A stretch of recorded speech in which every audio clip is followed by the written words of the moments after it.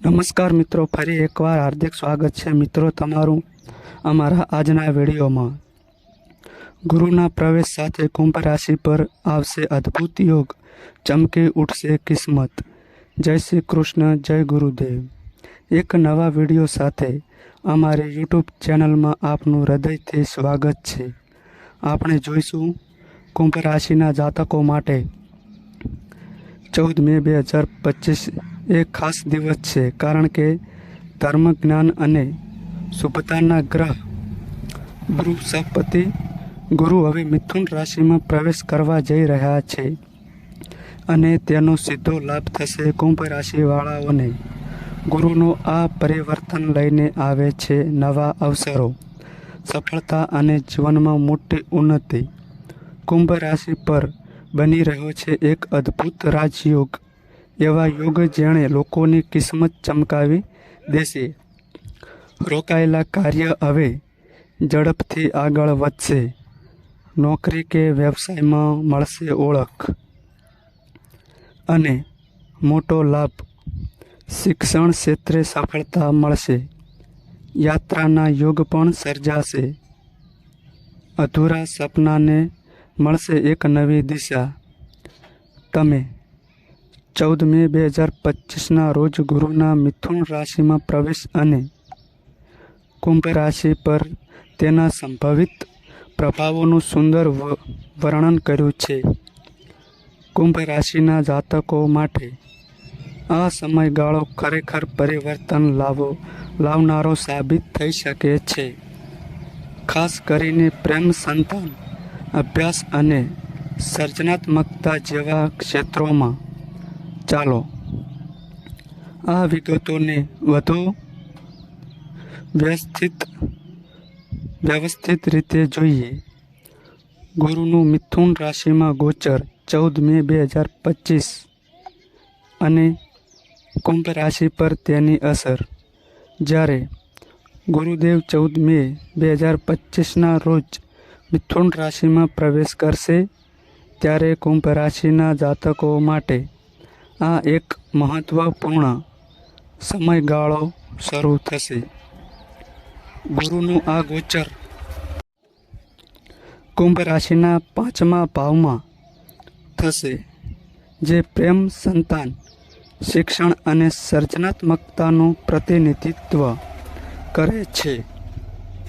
આ ભાવમાં ગુરુનું આગમન મિશ્ર પરિણામો લાવી શકે છે, જેમાં કેટલાક ક્ષેત્રોમાં વૃદ્ધિ અને કેટલાકમાં સાવધાની રાખવાની જરૂર પડશે। વિવિધ ક્ષેત્રો પર સંભવિત અસર, ધન અને કારકિર્દી। આ સમયગાળા દરમિયાન કુંભ રાશિના જાતકોની આવકમાં વધારો થવાની સંભાવના છે, ખાસ કરીને જેઓ સર્જનાત્મક ક્ષેત્રો જેમ કે કલા, લેખન, ડિઝાઇન વગેરે અથવા શિક્ષણ ક્ષેત્ર સાથે જોડાયેલા છે। જો તમે કોઈ સ્પર્ધાત્મક પરીક્ષાની તૈયારી કરી રહ્યા છો, તો આ સમય તમારા માટે શુભ સાબિત થઈ શકે છે।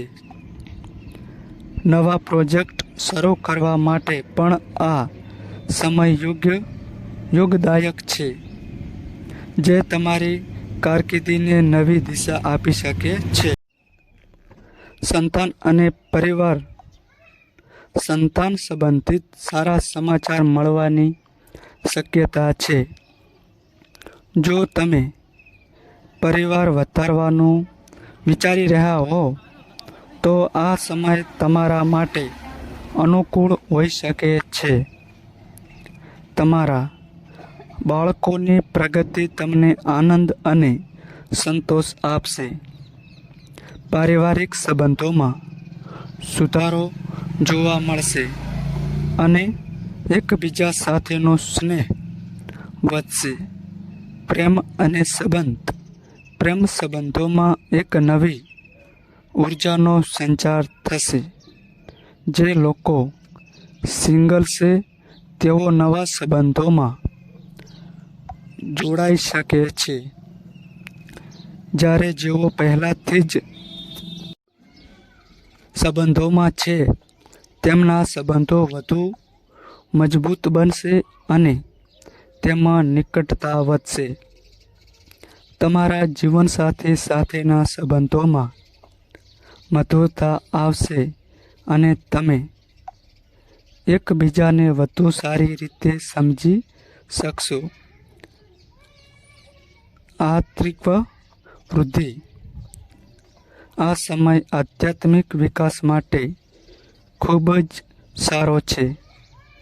તમારી રુચિ ધર્મ, આધ્યાત્મિકતા અને શાસ્ત્રોના અભ્યાસ તરફ વધશે. તમે માનસિક શાંતિ અને આધ્યાત્મિક જ્ઞાનની શોધમાં વધુ સમય પસાર કરશો. ધાર્મિક સ્થળોની મુલાકાત લેવી અથવા આધ્યાત્મિક ગુરુઓના માર્ગદર્શનથી તમને લાભ થશે. પણ આ ગુરુના આ આશીર્વાદને પામવા માટે કરો આ સરળ ઉપાય. ગુરુને પ્રસન્ન કરવા માટેના ઉપાયો. ગુરુ ગ્રહની શુભ અસરોને વધારવામાં મદદરૂપ થઈ શકે છે. ગુરુવારનું વ્રત. ગુરુવારના દિવસે વ્રત રાખવું અને પીળા રંગના વસ્ત્રો પહેરવા શુભ માનવામાં આવે છે. આ દિવસે ચણાની દાળનું દાન કરવું પણ ગુરુને પ્રસન્ન કરે છે. બૃહસ્પતિ યંત્રની સ્થાપના. તમારા ઘરમાં બૃહસ્પતિ યંત્રની સ્થાપના કરો અને તેનું નિયમિત પૂજન કરો. આ યંત્ર ગુરુની સકારાત્મક ઉર્જાને આકર્ષિત કરવામાં મદદ કરે છે. ઓમ ગુરુએ નમઃ મંત્રનો જાપ દરરોજ 108 વખત. આ મંત્રનો જાપ કરવાથી ગુરુની કૃપા પ્રાપ્ત થાય છે અને જીવનમાં શુભતા આવે છે. પીળા પુષ્પ અને કેળાનો ભોગ. ગુરુદેવને પીળા રંગના ફૂલો અને કેળાનો નૈવેદ્ય અર્પણ કરવાથી તેમના આશીર્વાદ મળે છે.